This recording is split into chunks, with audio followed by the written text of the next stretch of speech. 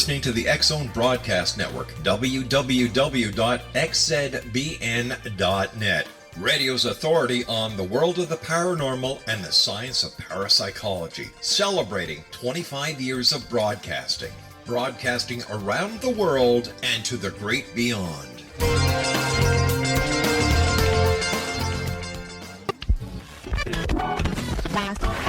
All Hit Radio.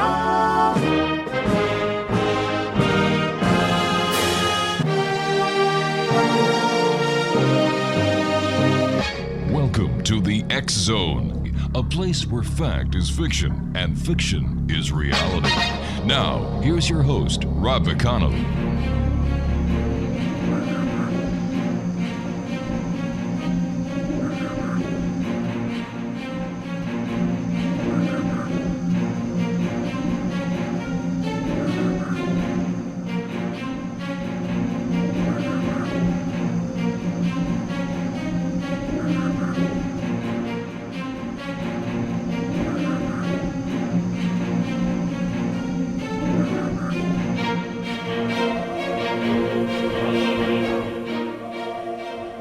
And welcome back to the X-Zone, everyone. My name is Rob McConnell. We're coming to you live and around the world from our broadcast center in Hamilton, Ontario, Canada. If you'd like to send us an email, xzone@xzoneradiotv.com on all social media networks, X-Zone Radio TV. And you can listen to the X-Zone 724, 365, as well as the show Monday through Friday from 8 p.m. until midnight at www.xzoneradiotv.com. My guest this hour is a gentleman that I've had the pleasure of meeting in person. I've also had the pleasure of having him on our show and other shows where I've been asked to sit in and bring credible people to the microphones of other radio talk show hosts.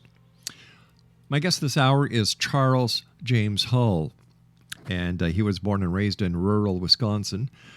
Near Madison, Charles enlisted in the United States Air Force in July of 1964. He was stationed at Nellis Air Force Base outside of Las Vegas, Nevada, for over 2 years.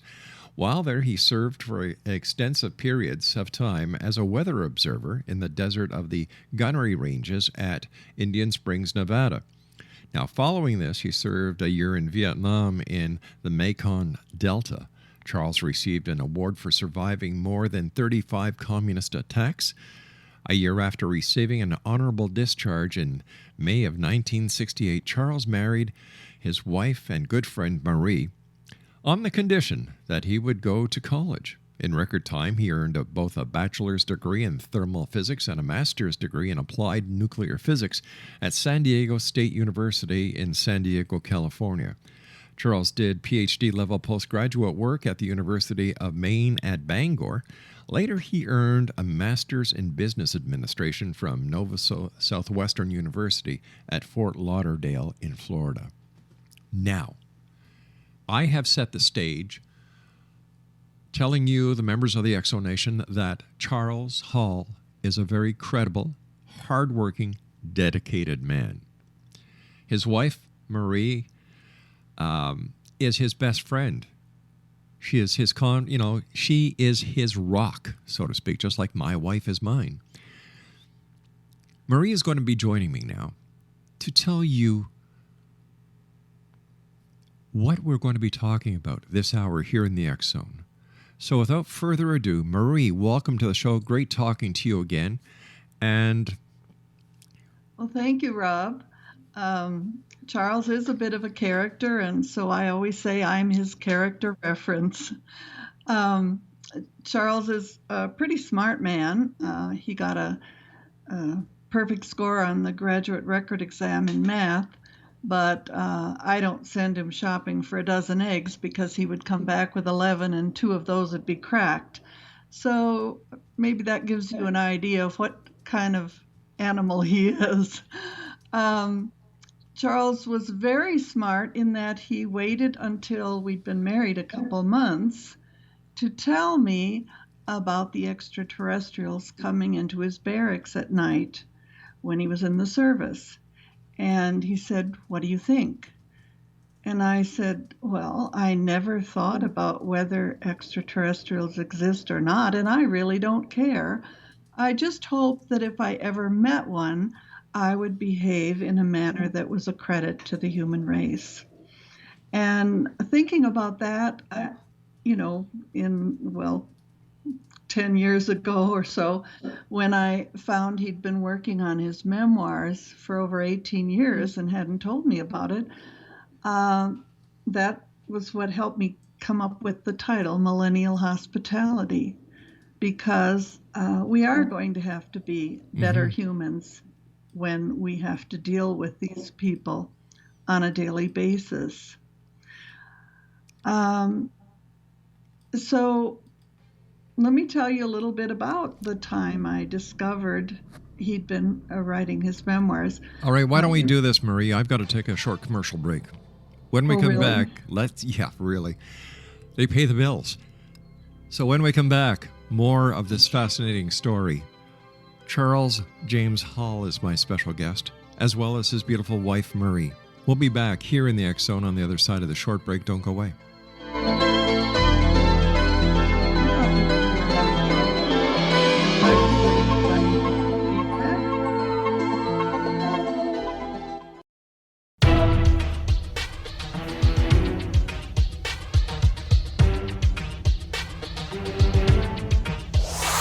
You're listening to the X Zone Broadcast Network, www.xzbn.net.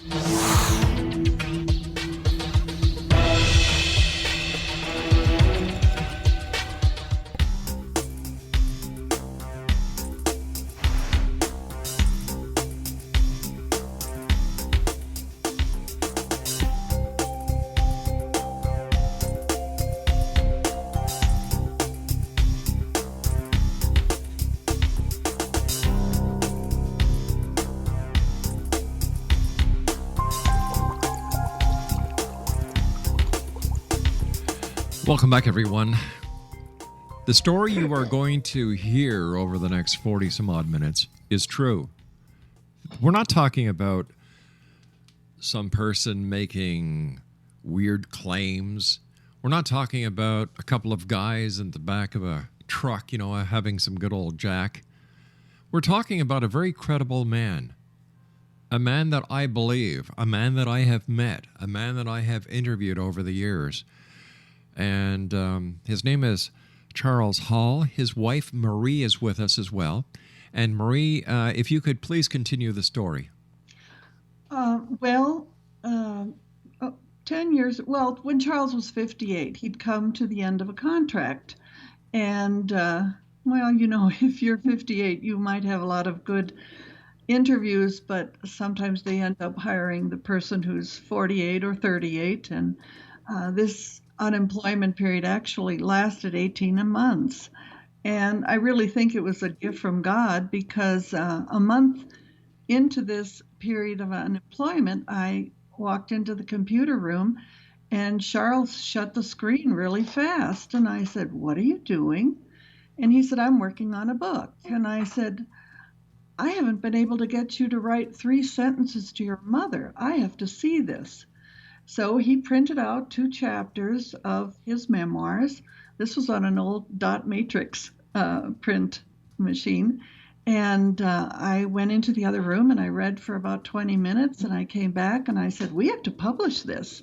And he said, "Oh, no, I was just writing my memoirs for our grandchildren.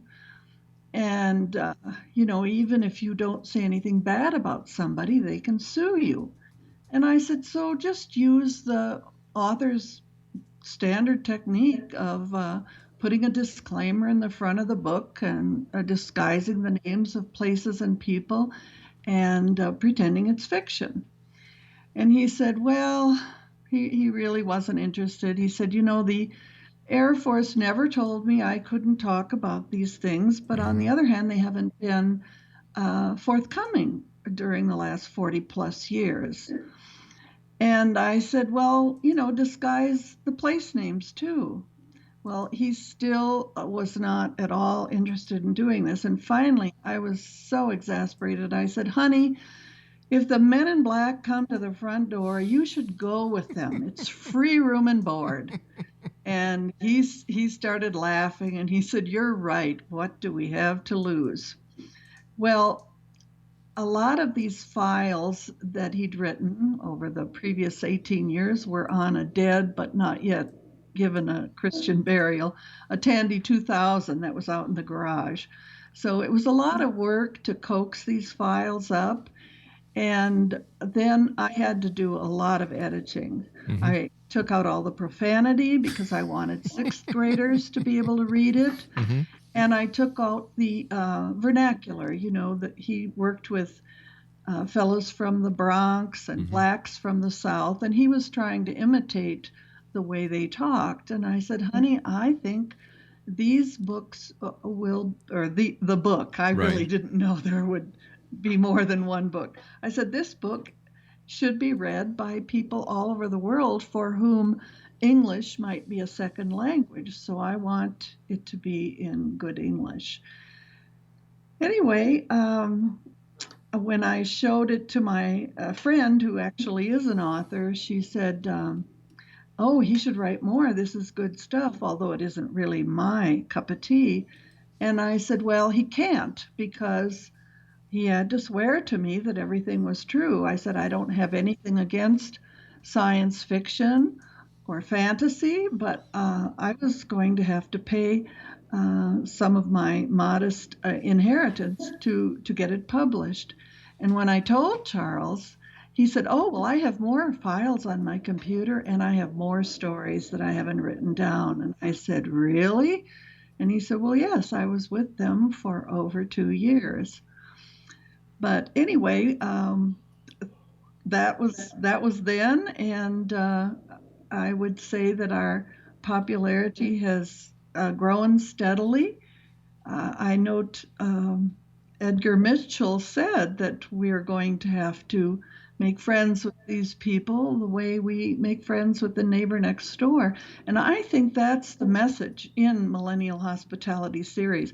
Charles doesn't try to prove the existence of aliens because, let's face it, you couldn't write a book proving the existence of God unless you had an audience that was open to the concept. I hate to say it, but that book's already been written.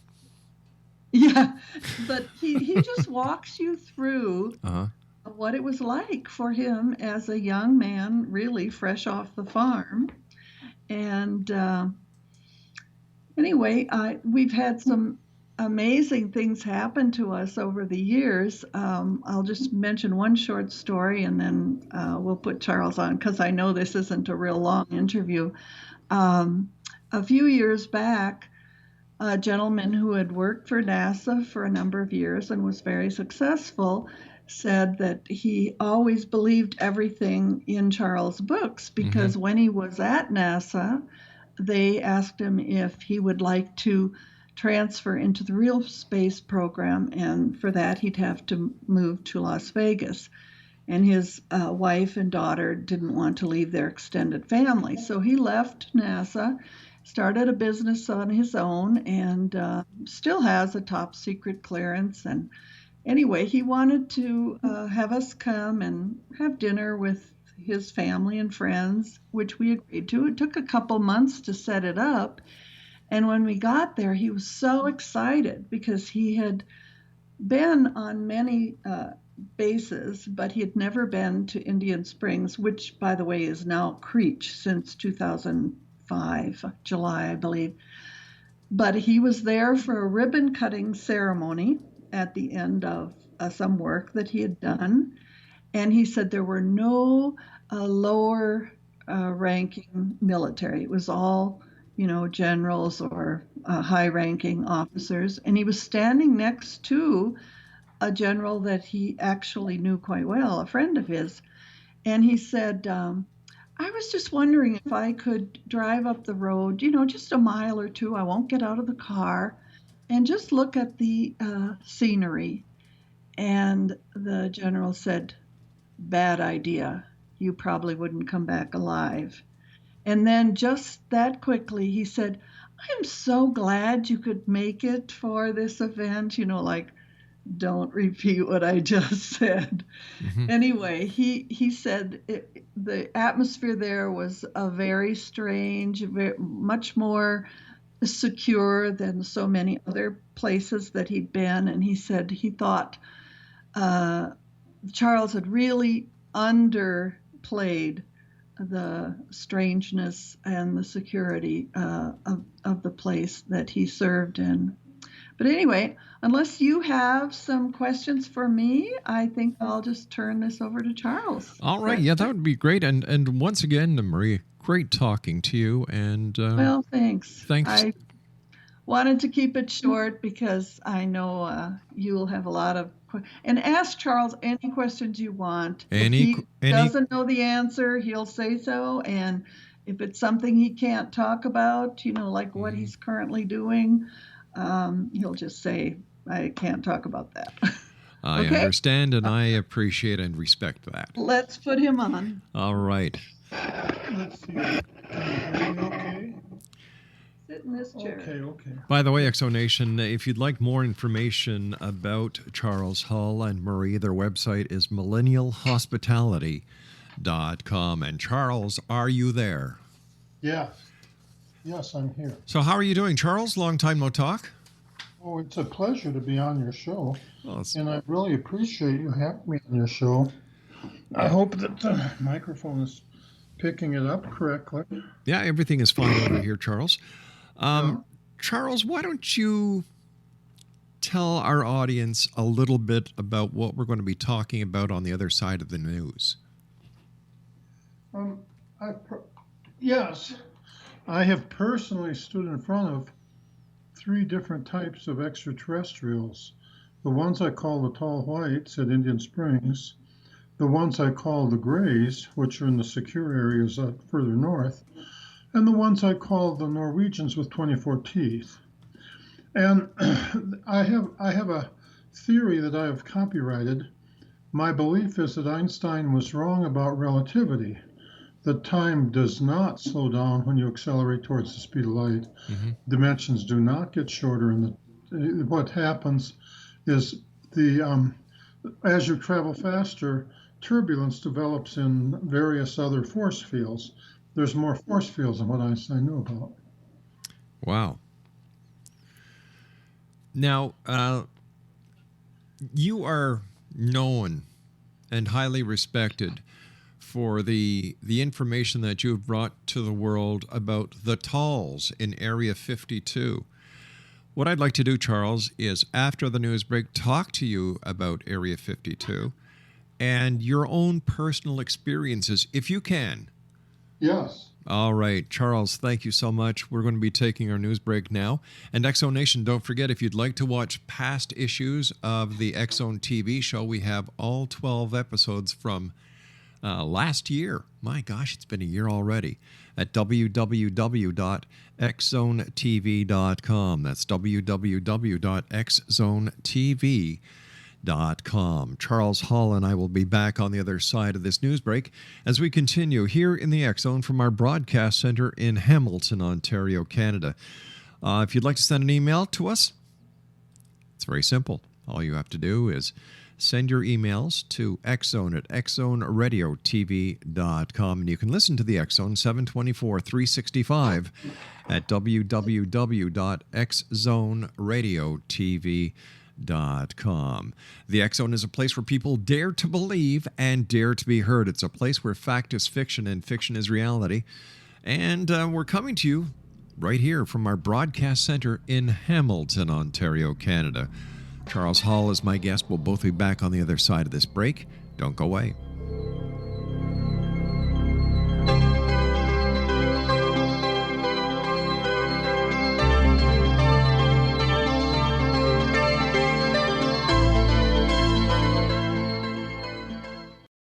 You're listening to the X Zone Broadcast Network, www.xzbn.net.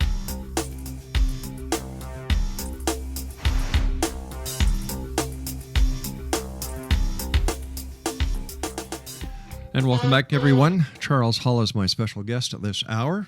His website is www.millennialhospitality.com.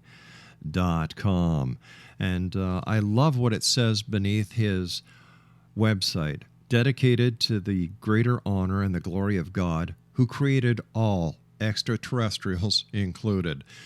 Charles, thanks very much for joining us. So if you could tell our listeners your story about what happened and what you saw in Area 52. Yes. In 1965, when you were Indian Springs Auxiliary Field was the most desolate field you could imagine. And when you looked up the valley from Indian Springs to those mountains that are like 42 miles up there, the upper half of that valley was inside the perimeter of Area 51. And if you looked straight to the north and to the east, then you were looking at where the main hangar was, the alien hangar. That was Area 54. And if you looked straight up the valley to the west, that was Area 53. That was their underground living area. And if you went up that valley, as I did on a number of occasions, you would find that to the east at Dogbone Valley, the deep spacecraft would land and take off on schedule, the way airplanes do at an airport. And if you went straight up that valley and you went to the right, you would go up the mountains to the hangar, which I have been. On the other hand, if you went up that valley to the left, to Area 53, you would go northwest to Area 52, to the S4 facility, and the road would continue on to Area 51. I was a weather observer, and my clearance allowed me to go anywhere I wanted, day or night, no questions asked. And when you went up the road towards Area 51, when you went straight up the valley and to the left, just before the S4 facility, there was an intersection where the road continued straight towards Area Groom Lake and Area 50, Groom Lake in the distance. And if you turned left, then it would go down to a dry lake bed that is Area 52. And of course, my clearance said I could do anything I wanted, but I had to be alone. I could never take anyone with me, and I never did. If I had taken anyone with me, I wouldn't have been in any trouble, but the person with me might not have come back alive. And during the time, my 5 books describe some of the events that happened in those 2 years. There are some events that are not in the books, and because I was trying to capture how it felt to live those days, day by day. I wasn't trying to give an overview. I was not trying to write a documentary.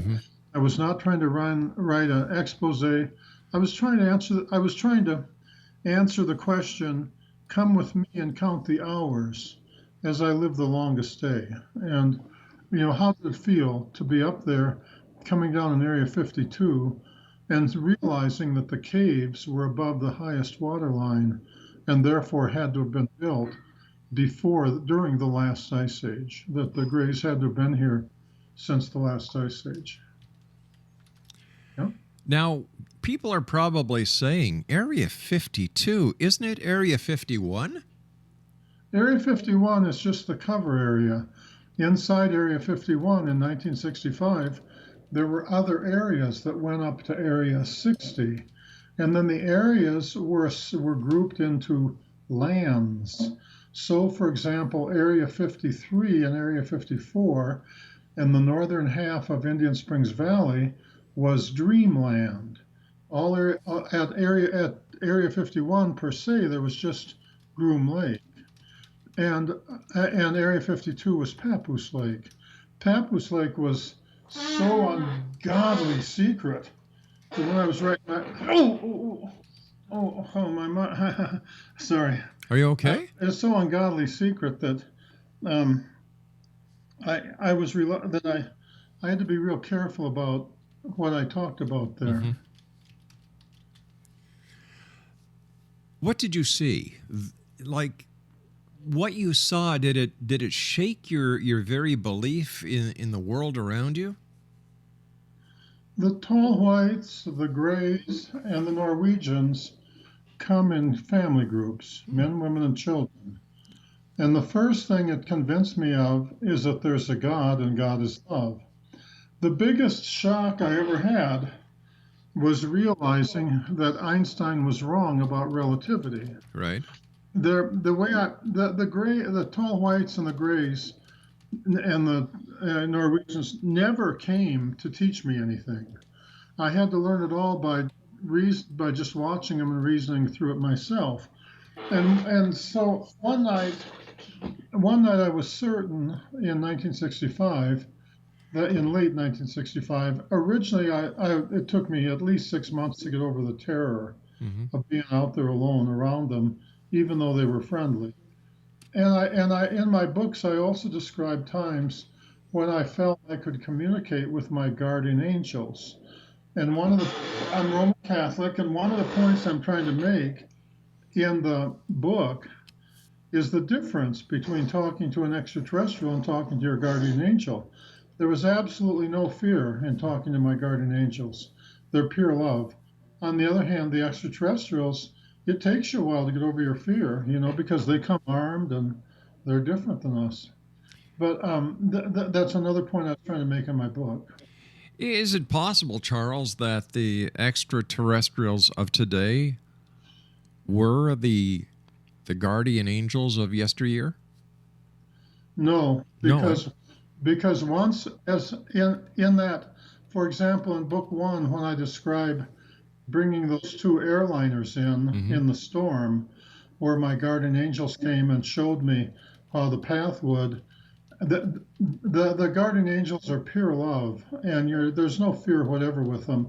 And on the other hand, the extraterrestrials, when you first come across them, are really terrifying. Now, it's possible that people in the Old Testament might have seen the tall whites and misconfused them because they might not have understood what it's like to talk to your guardian angel. Right.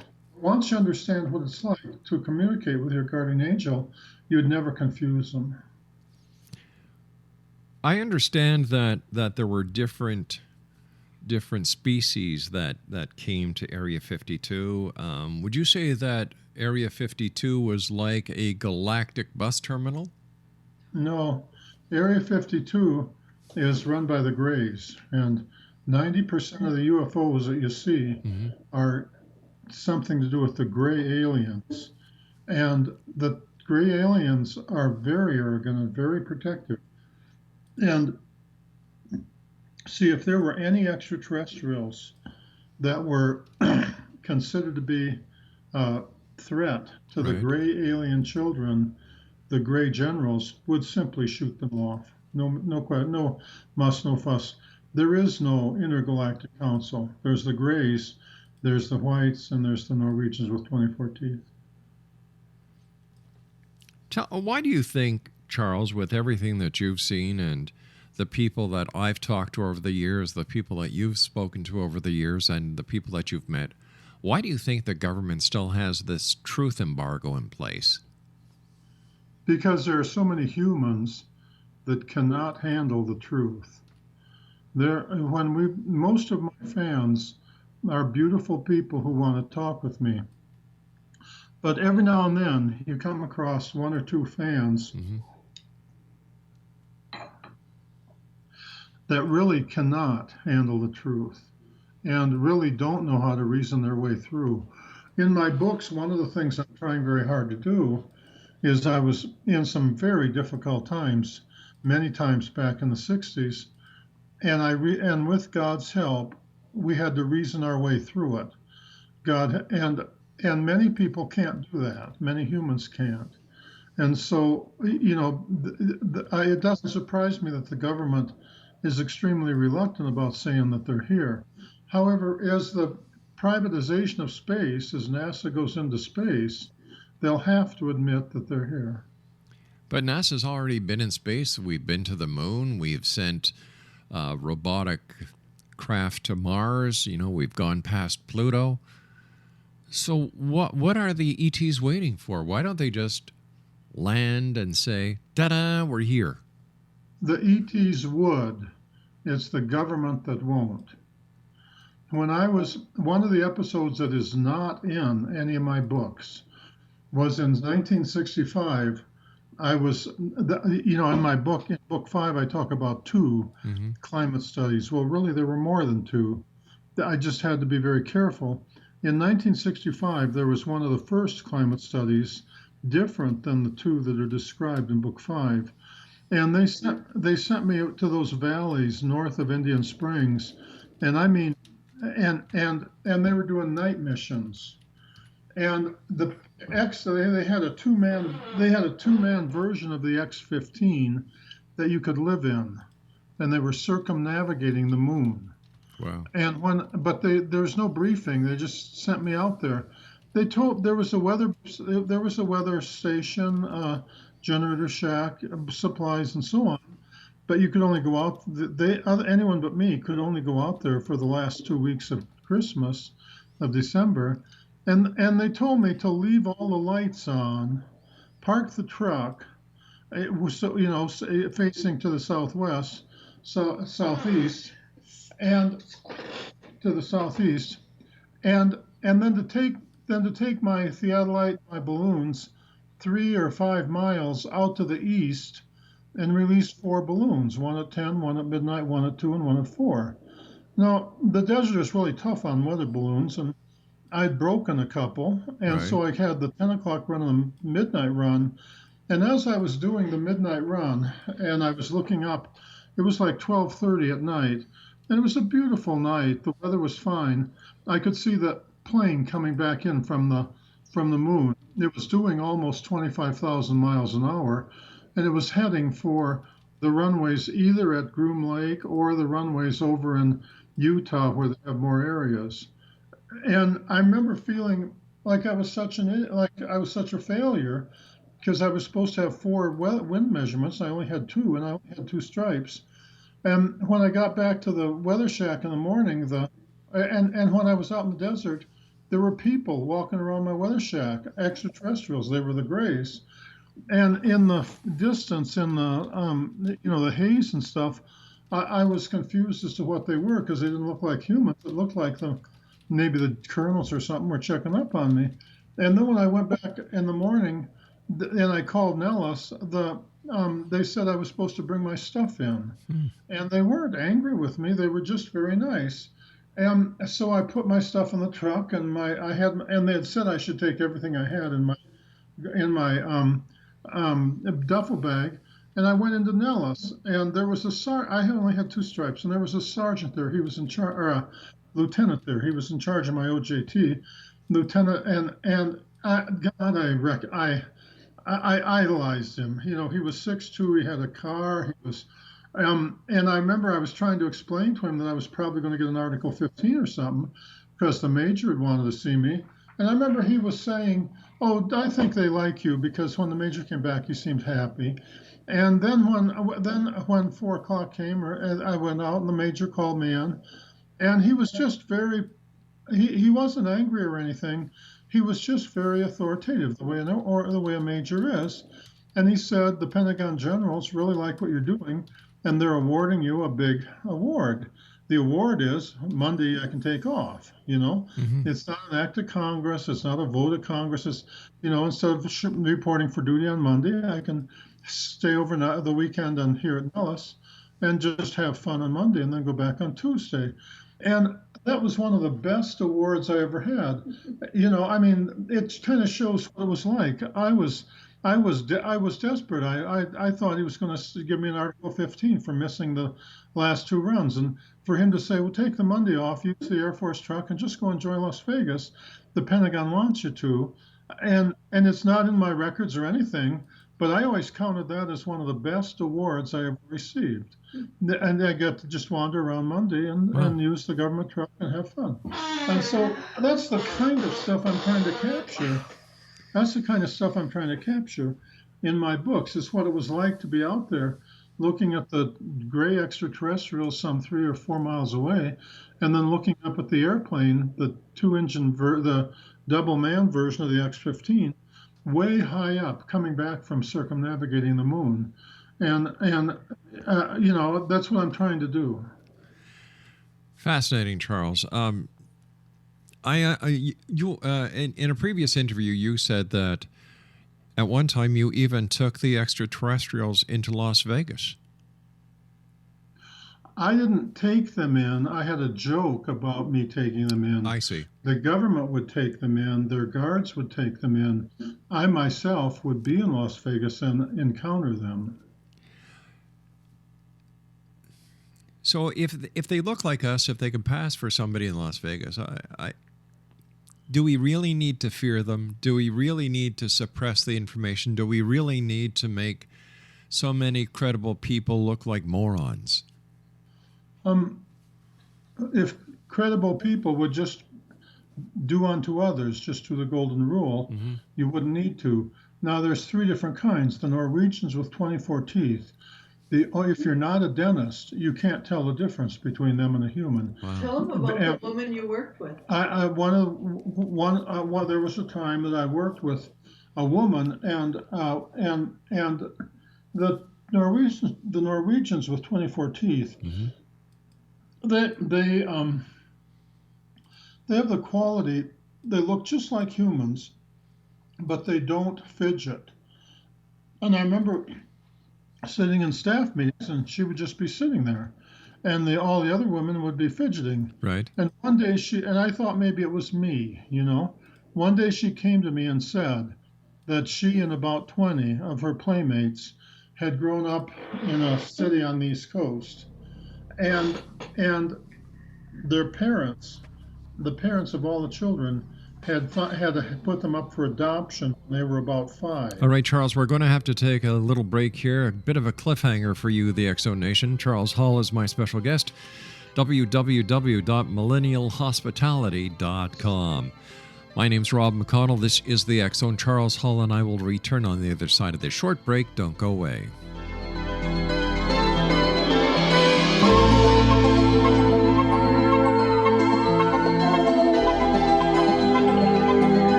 You're listening to the X Zone Broadcast Network, www.xzbn.net.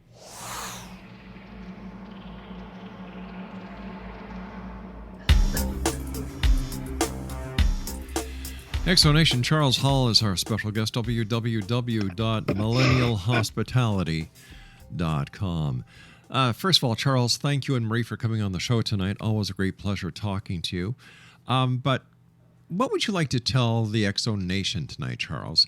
Do they have anything to fear from the extraterrestrials, or is the fear and the hype based on Hollywood and the unwillingness of the government to be honest with the people? Well, you have to treat them in a good neighborly fashion.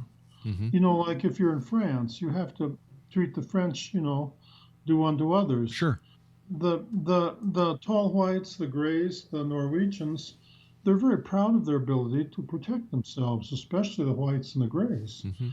And so, you can't mess with them. You can't, Well, the first agreement I had with them was that if I saw one, I would just stop and sing a little song and let them know I was here. And then they would approach me as close as they felt comfortable. And if they got too close, then I would back away and they would stop. So the first thing we would do is to negotiate a distance that we could talk to each other. Sometimes that distance was kind of far away, like a quarter mile. Wow. And, because they had electronic communication and so on. But see, when you deal with them, they don't want to be touched by a human. They don't want a human pursuing them. They don't want a human running up and running on board their scout craft. They want them to be. They want humans to behave as good neighbors. So what is your final message to the X-Zone Nation tonight? Well, the tall white mothers and the gray mothers and the Norwegian mothers loved their children more than human mothers loved their children. Wow. The idea that a tall white mother would ever have an abortion or sacrifice her child is just out of the question. Every mother I ever saw and father was proud of their willingness to die for their children, hands down. And so when you're around them, the first thing you have to do is to recognize that like when I'd start the conversation with them, I'd say, I understand you love your children more than human mothers love their children. And Because that's what they because said that's to you. that's what they were proud of, They thought of us as barbarians because of all the things that we were willing to do to our kids that they would never dream of. So what was their purpose in coming here? Their purpose is the same as the reason there's an airport on Honolulu on Oahu and on the Hawaiian Islands. It's a place for craft to stop, refurbish, repair. They'll be in port for 2 weeks and then they'll stand out to space again. It's a place to service their deep spacecraft. Charles, I want to thank you and Marie so much for joining us. Always a great pleasure talking to you. Take care of yourself and have fun in Hawaii, guys. Thank you for having us. It's my pleasure. Exonation, Charles Hall and his beautiful wife, Marie, who has super hats, I might add, have been our guest this hour. www.millennialhospitality.com. That's www.millennialhospitality.com.